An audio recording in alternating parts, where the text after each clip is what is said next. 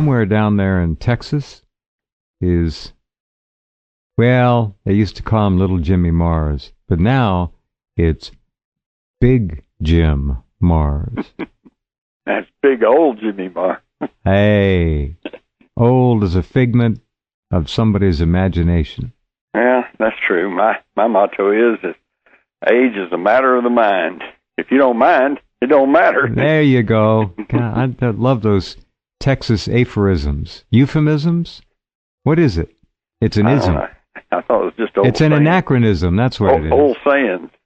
Yeah, them too. There's a lot going on. I got an email today. I want to remind everyone that sharkhunters.com, just remember that, sharkhunters.com, Harry Cooper's really wonderful historical website, has on the left side near the top their books section. And I would like all of you to go and take a look at that. If you've been with the program for any length of time at all, you'll know that Harry has a new book out, and it's all about setting the record straight about what happened to Adolf Hitler and Eva Braun. And what happened to them ain't what the Zionist history books would have us believe. And Jim just got his copy of the book called Hitler in Argentina. Adolf and Eva and Bormann and Mengele and all kinds of them went down there after the war on a deal made with the U.S. so the technology would come here rather than into the hands of Uncle Joe and the Bolshevik Zionist genocidal maniacs. So that was the deal. And the book is called Hitler in Argentina again. It is available now. It is selling very fast. It is far superior to the one that was, shall we say, lifted from Harry Cooper's first edition of this book out in 2006, I believe. There have been people out there stealing material all over the net. Plagiarism is the new moral ethos of the Internet, if there is one. And I want to tell you that this book is, without question, the most important book of history in terms of World War II history that I've seen in decades. I think it surpasses, in some ways, David Irving's marvelous book on the history of World War II because it really tells the truth about what happened. And what happened was a lot different than we are taught. So how's the book coming along? I just got it today, and I've only had a chance to kind of just, thumb through it. Yeah. But I'm impressed. And all I'll say is, look, this is a subject that I have looked into for literally decades, okay? I mean, my uncles and my dad fought in World War II, and when they came back, I was the proud recipient of all kinds of war souvenirs, German helmets and armbands and pins and all kinds of things. Wish they'd brought me a Tiger tank, but, Yeah, they couldn't fold it can't up. have everything. No. And so anyway, I've been keeping up for a long time. And also as a young kid, I realized that the history we were told about World War II is not exactly correct. And the reason I knew this is because one of my uncles was a forward artillery observer in Patton's army. And he told me that he was driving his Jeep around in the suburbs of Berlin. Okay? And I said, well, I thought the Russians took Berlin. He said, we were there first. He said, but then we got orders to stop, and then we got orders to pull back 100 miles and then sit there and let the Russians fight for every square inch of the city of Berlin. So I knew right away somehow there was some deals going on. Okay? That's a pretty big thing for it to drop into the mind of a young child, a young boy. Well, I wasn't that young. I was probably 14 or 15 by that time. It wasn't like you. That's wild stuff, though. I know. So Patton. Of course, I knew that isn't what I was taught. So yeah. And then so I've studied it. I've studied it all along, and I want to tell you something. The idea that Hitler escaped, went to Argentina, is nothing new. This Harry Cooper apparently has just done a great job of pulling together some disparate information, putting it all together, and then plus he seems to have had some personal involvement in tracking all that. He has been down there multiple times. I know Harry pretty well. Yeah. Now, the clincher is this.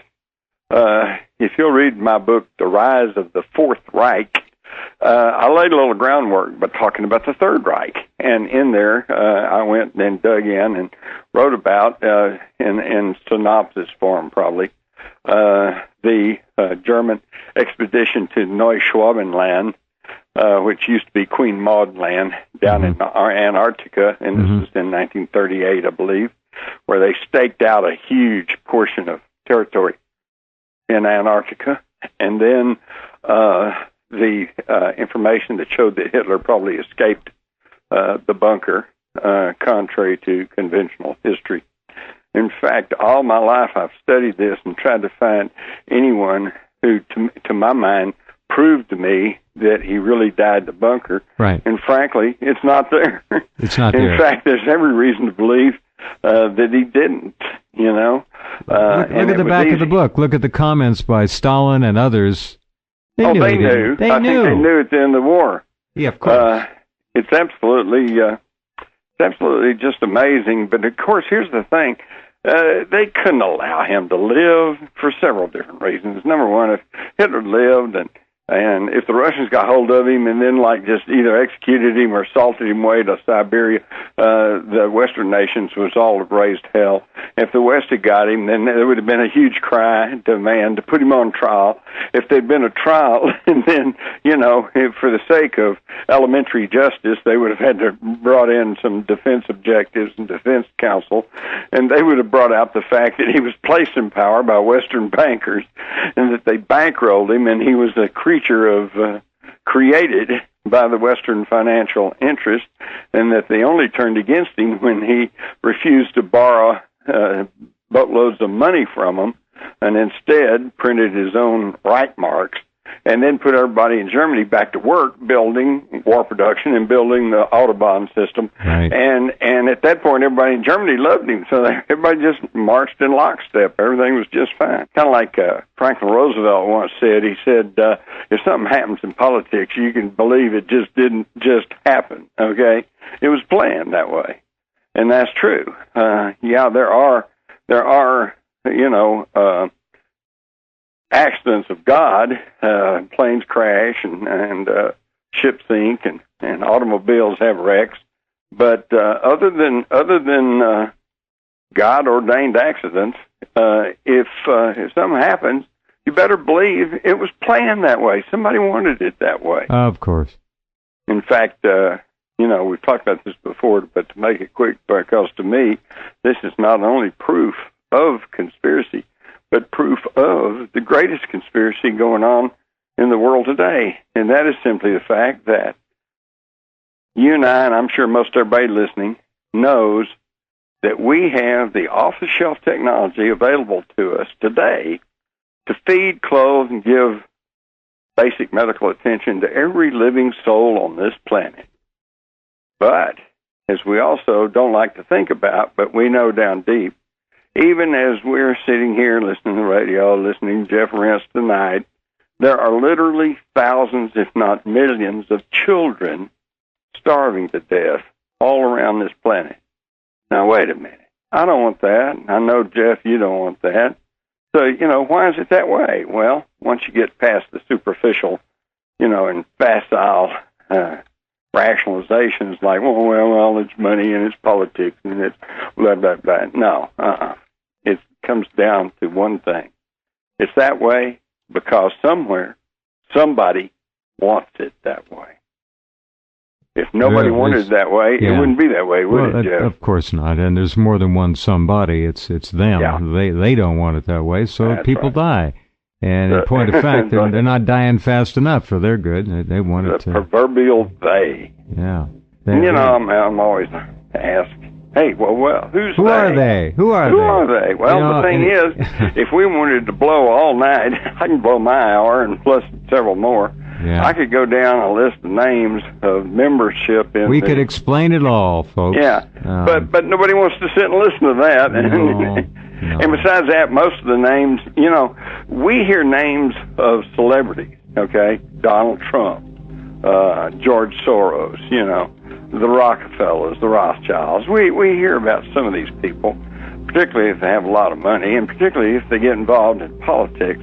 But I'm here to tell you, folks, the people who really have their finger on the switch You rarely hear about them, or if not ever. No, that's the game. Of course not. They're not allowed to be seen. They're the man behind the curtain. The men behind the curtain, the women behind the curtain. It's up to us to pull that curtain away and take a peek. But as you just said earlier, most people don't want to go through the process because it takes time and they got to think about it. It's not quite that simple as ripping the curtain aside. Look, just think of it. You've seen the pyramid. You've seen the eyeball above the pyramid. That's who they are. The all-seeing eye. That's them.